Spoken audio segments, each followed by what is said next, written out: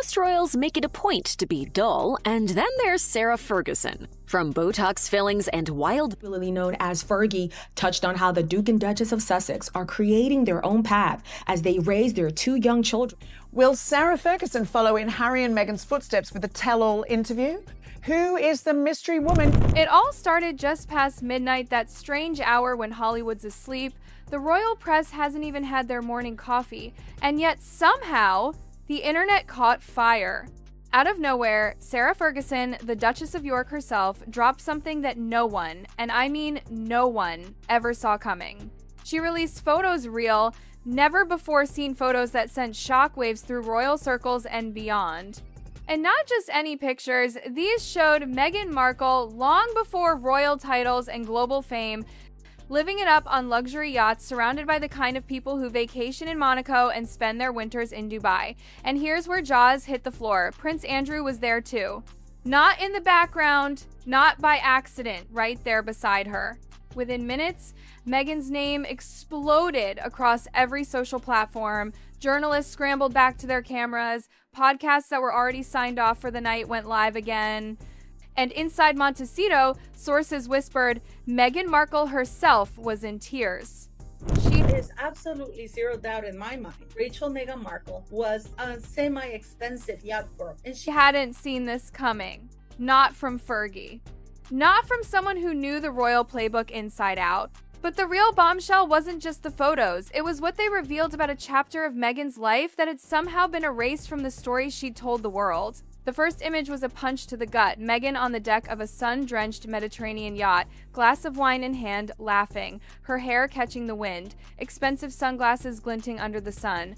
She looked radiant, carefree, surrounded by the so-called international elite. The kind of crowd that doesn't just go on holidays, they own the islands they visit. Every inch of that photo screamed power, privilege, and old money leisure. But what made the image truly scandalous?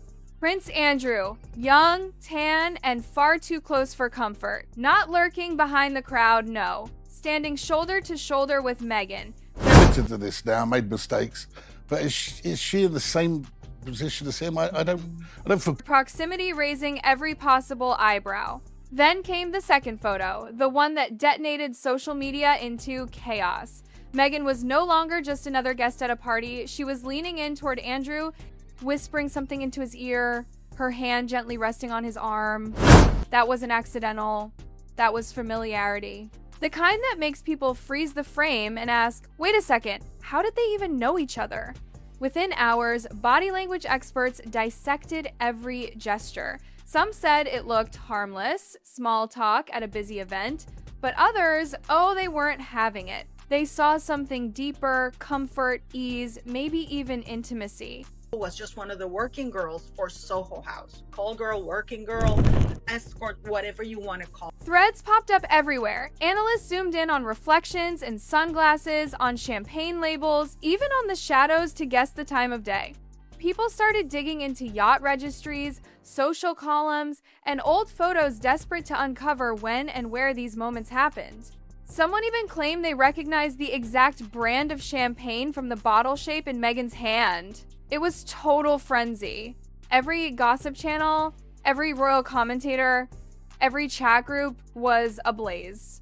The question haunting everyone was simple yet impossible to shake. How did Meghan, the aspiring TV actress back then, cross paths with Prince Andrew, a man moving in ultra-exclusive royal circles? Their worlds were galaxies apart, or so everyone thought. Then people realized the most shocking part this chapter of Meghan's life had never been mentioned. To Meghan Markle's Harper's Bazaar interview, and I'll explain what I mean.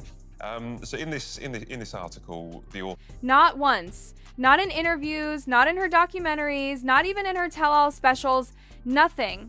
It was like someone had deleted this entire era from her timeline. The yacht days, the glamorous parties, the powerful company, all gone, until Fergie pulled them back into the light. And that's what made the internet lose its mind. Meghan had spent years crafting her image, the hardworking outsider, the underdog who fought her way into royalty. But these pictures told another story, one of access, wealth, and connections that didn't quite fit that innocent newcomer narrative. Sarah Ferguson is finally ready to reveal the truth. All of it. The truth about how she really met Meghan. Suddenly, people were asking what else has been edited out. So then came the question, why would Fergie do this? Why now? Why drop something this explosive after all these years? The answer, insiders say, has been simmering for decades. Sarah Ferguson, the woman once mocked, humiliated, and dragged through every royal scandal, had played by the rules far too long. She kept quiet while others rewrote their own histories. She watched as Meghan and Harry painted themselves as victims of a cruel system, while Fergie, who'd been through her own royal hell, stayed silent. Always the villain, always the punchline. And according to close sources, that silence finally broke.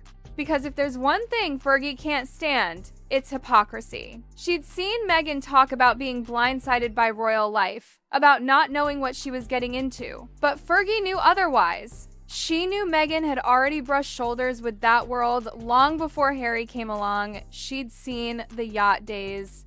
She'd seen the circle of friends. So she decided enough was enough. She went into her archives decades of private photos, the kind she never intended to share, and pulled out the ones that rewrote Meghan's origin story.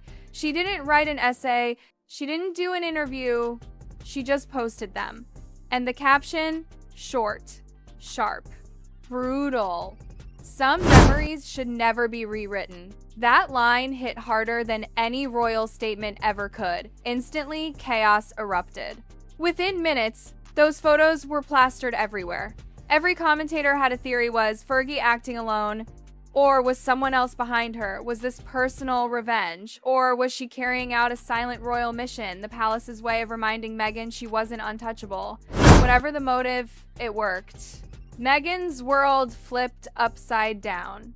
Her phone buzzed nonstop. Her team went into full meltdown mode, trying to control a storm that simply couldn't be contained. Inside Montecito, sources said she was pacing, furious one minute, terrified the next, because those photos weren't doctored, they were real, undeniably real.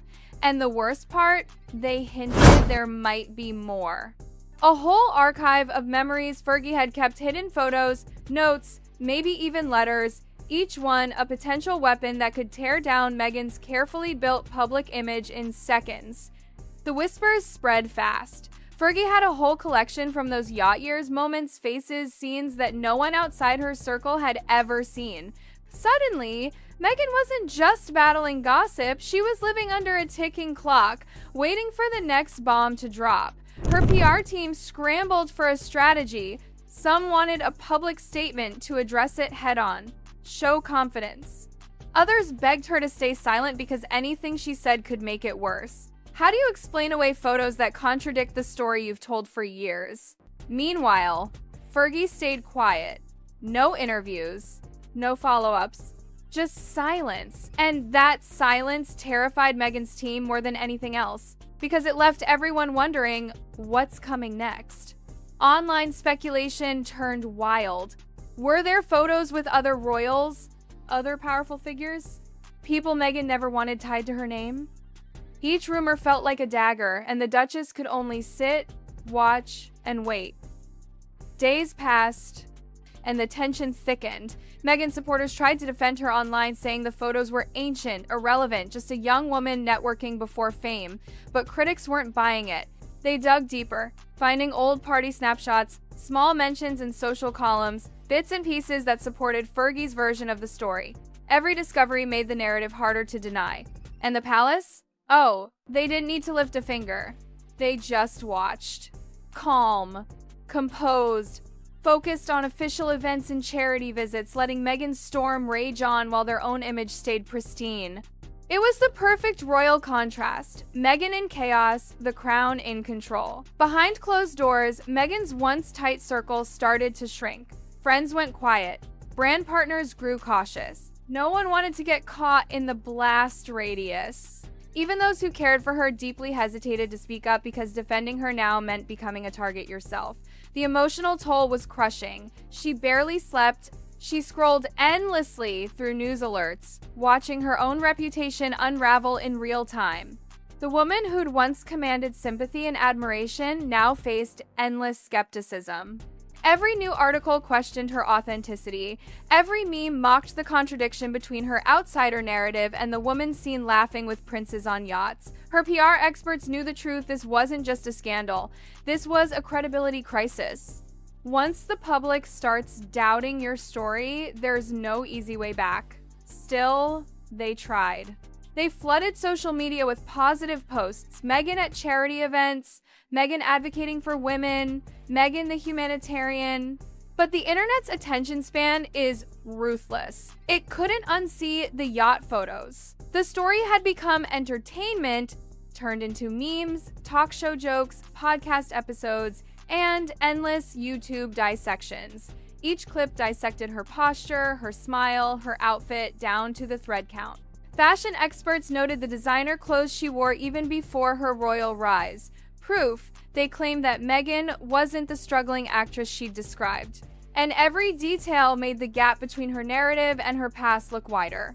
As the weeks passed, Meghan's world shrank. Every public appearance became an ordeal, cameras waiting to catch the slightest tremor, the faintest sign of distress. Every comment she made got twisted into speculation about her mental state. Fergie, meanwhile, carried on as though nothing happened. No regrets, no clarifications, just the calm of someone who'd said her piece or maybe hinted there was more to come.